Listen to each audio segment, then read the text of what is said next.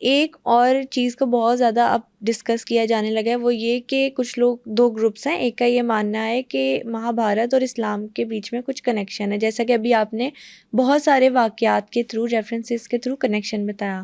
ایک یہ بات کہی جاتی ہے کہ مہابھارت صرف ایک کانسپریسی تھیوری ہے. اس کے بارے میں آپ کی کیا بیٹا اسی کے پرسپیکٹو ہے؟ بارے میں میں نے ابھی لمبی بات کی ہے کہ کچھ چیزیں بدلی جا چکی ہیں اور کچھ چیزوں کے پیچھے انٹرنیشنل طاقتیں ہیں.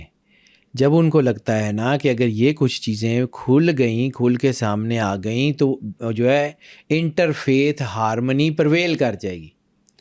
یہ جو دشمن کھیل رہے ہیں کہ جی وہ ہمارا دشمن ہے، یہ بند ہو جائے گی. یہ بند ہو جائے گی تو وہ شیطانی طاقتوں کا چورن بکنا بند ہو جائے گا. انسانیت آ جائے گی، رواداری آ جائے گی، ایک دوسرے کی بات سننے کو ہم کوشش کرنا شروع کر دیں گے. تو بیٹا ہم لوگ جو ہے وہ اس جگہ پہ کھڑے ہوں گے کہ ہم آپس میں ایک دوسرے کے قریب ہوں گے، ایک دوسرے کو پڑھیں گے، ایک دوسرے کو سمجھیں گے. یہ اس قسم کے حالات پیدا اس لیے کیے جاتے ہیں کہ کہیں یہ ایک دوسرے کے قریب نہ آ جائیں. ٹھیک ہے، انٹرفیتھ ہارمنی مطلب اس کا مطلب یہ نہیں ہے کہ آپ اپنا دین بدل لیں. اس کا مطلب یہ ہے کہ دوسروں کو جگہ دیں، سپیس دیں. انسانیت، اللہ رب العالمین ہے، صرف رب المسلمین نہیں ہے، وہ سب کا رب ہے. جو نہیں مانتا رب وہ ان کا بھی ہے، تو کیا چھوڑ دیتا ہے؟ اللہ ہوا بند کر دیتا ہے کافروں کے لیے، اللہ روشنی سورج کی بند کر دیتا ہے کافروں کے لیے، اللہ رزق دینا بند کر دیتا ہے کافروں کو. نہیں کرتا نا، تو who we are؟ ہم اوکا پانی بند کیوں کرتے ہیں؟ ہم کیوں خود جو ہے نا وہ اللہ بن کے فیصلے کرتے ہیں؟ انٹرفیتھ ہارمنی ضروری ہے. اب رہ گئی بات کہ یہ فکشن ہے یا ریالٹی ہے. تو بیٹا جتنی ایویڈنس موجود ہیں فکشن ہو نہیں سکتی. جتنی ریسرچز ہو چکی ہیں، ظاہر سی بات ہے اتنی بڑی کتاب ہے یہ کال کی، کچھ تو اس کے اندر اس نے دیکھا ہوگا. سناتن دھرم کی کتابیں، سناتن دھرم کے بیسک ریلیجن، سناتن دھرم کی بیسک چیزیں بدلی جا چکی ہیں، لیکن اس کے باوجود جو ہے وہ چیزیں ڈیفرنٹ ہیں اور چیزیں سملر بھی ہیں. یعنی یہ نہیں ہے کہ ساری چیزیں سملر ہیں اور یہ بھی نہیں ہے کہ ساری چیزیں ڈیفرنٹ. تو کچھ نہ کچھ کنیکشن تو ہے. میں نے ایک عرض کی تھی کہ رائی ہو تو پہاڑ بنتا ہے، تو رائی جتنا کنیکشن تو ہوگا نا، پہاڑ نہ صحیح، بالکل چھوٹا سا تو ہوگا نا کہیں نہ کہیں.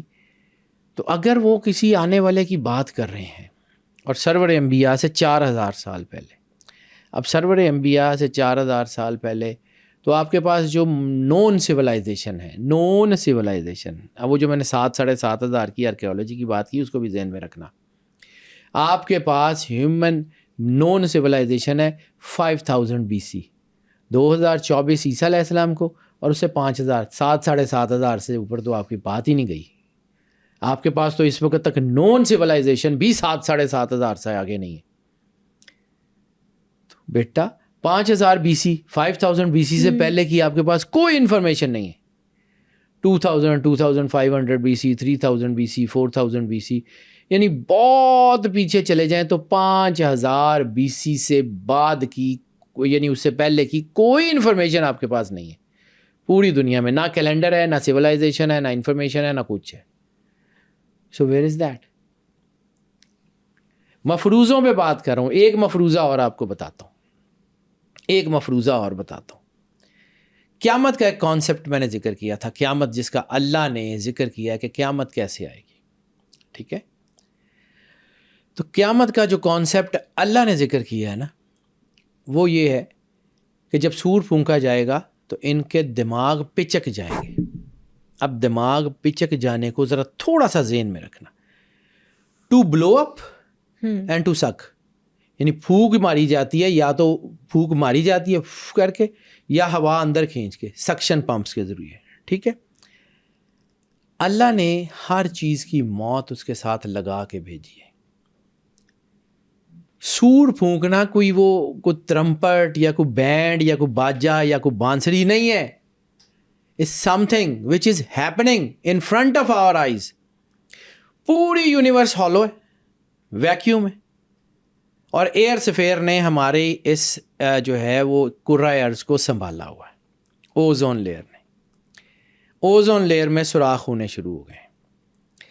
جس دن اوزون لیئر پھٹی, ہوا تیزی سے باہر نکلے گی, اور جب سکشن پمپ چلتا ہے تو چیزیں پچک جاتی ہیں. ایگزیکٹلی. ٹھیک ہے, اللہ قرآن پاک میں کیا کہہ رہا ہے, ان کے دماغ پچک جائیں گے. آواز کی لہروں سے اگر دماغ پھٹتے ہوتے تو کان پھٹتے, آپ کی یہ اسپائنل کارڈ کے سروائکل میں مسئلہ ہوتا, برین میں اس کا کوئی کانسیپٹ نہیں ہوتا. اناٹمی یہی کہتی ہے ٹو اسکویز, ہوا باہر نکل جائے گی. ہوا باہر نکلے گی تو کیا ہوگا؟ پانی کے اندر کیا ہے؟ H2O. قرآن پاک میں اللہ کہتا ہے پانی ختم کر دیا جائے گا. H2O, ہائیڈروجن اور آکسیجن کا مکسچر. اچھا, اللہ سے بڑا سائنسدان بھی کائنات میں کوئی نہیں ہوا. بے شک. Hydrogen highly explosive, oxygen fire agent, دونوں آگ لگانے والی اور آگ کو بڑھانے والے ایجنٹ ہیں. ٹھیک ہے, دونوں ملتے ہیں تو پانی بن جاتا ہے جو آگ کو بجھا دیتا ہے. کمال ہی کی سائنس ہے. صرف اس کی جو ہے نا, اس کی جو اندر اس کے جو چیزیں ہیں, اس کی چیزوں کو سمجھنے کی کوشش کرو. ہائیڈروجن اور آکسیجن, آکسائڈ بریک ہو جائے گا, آکسائڈ بریک ہو جائے گا, ہائیڈروجن علیحدہ ہو جائے گی, آکسیجن علیحدہ ہو جائے گی, پانی ختم ہو جائے گا. پہاڑ روئی کے گالوں کی طرح اڑیں گے. تیسرا کانسیپٹ قیامت کا. اوزون لیئر ختم ہو گئی, پہاڑ ہوا ختم ہو گئی, تو گریوٹی کہاں گئی؟ ختم. گریوٹی کے لیے کیا ضرورت تھی؟ اوزون لیئر اور اس زمین کی جو چیزیں تھیں اس کے اندر رہتی تھیں جو اس کو رکھ رہی تھی. پہاڑ روئی کے گالوں کی طرح اڑیں گے. اور قیامت کس کو کہتے ہیں؟ باہر سے آنی. اس زمین کی, اس سولر سسٹم کی موت کا نظام اللہ نے رکھا ہوا ہے. اب سولر سسٹم آپس میں چینڈ نہیں ہے, یعنی چاند سے زمین کو رسی نہیں ڈالی گئی, سورج سے چاند کو رسی نہیں ڈالی گئی, آپس میں بندھے ہوئے نہیں ہیں, ایسے ہی ہے. ٹھیک ہے, ایک ہی گریوٹی نے دوسرے کو کھینچا, دوسرے کی گریوٹی نے تیسرے کو کھینچا, یہ بیلنس ہو گئے ہوئے, صرف بیلنسڈ ہے.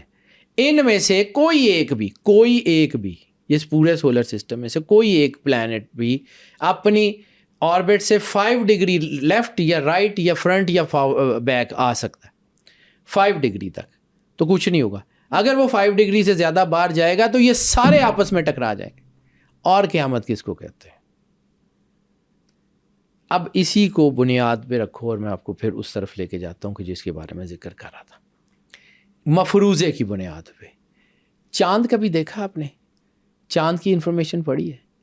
یہاں کہیں سمندر تھے, یہاں کبھی اوزون لیئر تھی, یہاں کبھی انسان یا اس سے ریلیٹڈ کسی مخلوق کا وجود تھا. مفروضے ہیں. ایسے کہتے ہیں اب اس کو امیجن کرو کہ یہ جس پوری قیامت کا ذکر قرآن پاک میں ہے, جس پوری قیامت کا ذکر میں نے, کہیں چاند پہ آ تو نہیں گئی, وہاں پہ اوزون لیئر تو نہیں ٹوٹی, یعنی وہاں پہ سمندر موجود ہے اور وہاں پر جو ہے وہ پانی نہیں ہے, وہاں پہ گریوٹی نہیں ہے. یہ تو آپ کے سب کے قریب ہے نا, روز نظر آتا ہے. کبھی اس کے اوپر سوچ کے تو دیکھو کہ کہیں وہاں قیامت آ تو نہیں گئی, کہیں وہاں کوئی مخلوق تو نہیں تھی. تو ہو سکتا ہے آپ کو آئیڈیا ہو کہ اس سولر سسٹم میں, اس دنیا میں کہیں اور 1,24,000 نبی ہو سکتے ہیں. صرف اس زمین کا اللہ تھوڑی ہے.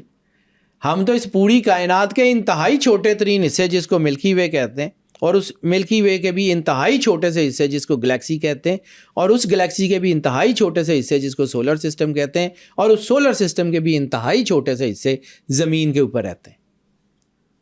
اس پوری کائنات میں اللہ کا کون سا راز ہے؟ ہم ہی یہاں بیٹھ کے کیسے ڈٹرمن کر سکتے ہیں؟ ہم ہی یہاں بیٹھ کے کیسے یہ فائنل کر سکتے ہیں کہ یہی ہے؟ تو کہیں چاند پہ قیامت تو نہیں آ گئی؟ کہیں ہو سکتا ہے وہاں پہ کوئی نبی آئے ہوں, کوئی مخلوق ہو, کچھ ہو. ابھی بھی کہا جا رہا ہے کہ جی مارس پہ, اسٹیفن ہاکنگز نے یہی نہیں کہا تھا کہ کائنات کے نظام سے چھیڑ چھاڑ مت کرنا, ہو سکتا ہے وہاں تم سے زیادہ مضبوط مخلوق ہو جو تمہیں آ کے پکڑ لے. اسٹیفن ہاکنگز میرا خیال ہے کہ بہت لائق آدمی تھا, وہ اتنا عام سا آدمی نہیں تھا کہ اس قسم کی باتیں ایسے ہی مفروضوں کی بنیاد پہ کر جائے. آج دنیا اس کے اوپر ریسرچ کر رہی ہے.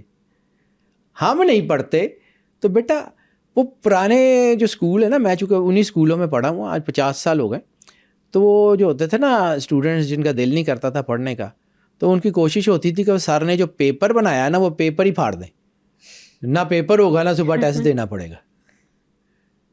ٹھیک ہے. تو دس از the actual situation.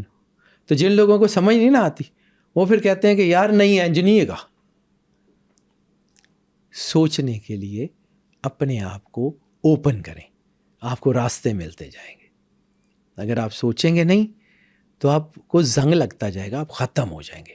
This is the reality. Blue کرنا یا نہ کرنا اللہ کی مرضی سے ہوگا. مفروضوں کو ڈینائی نہیں کیا جا سکتا. مجھے کوئی چیز پتہ نہیں ہے تو اس کا مطلب ہے کہ وہ ہے نہیں, یہ نہیں ہو سکتا. اور وہ پلیٹو نے اسی لیے کہا تھا کہ as much as I know that I know nothing, کہ میں جتنا جانتا چلا جاتا ہوں مجھے یہ سمجھ آتی ہے کہ مجھے کچھ نہیں پتا.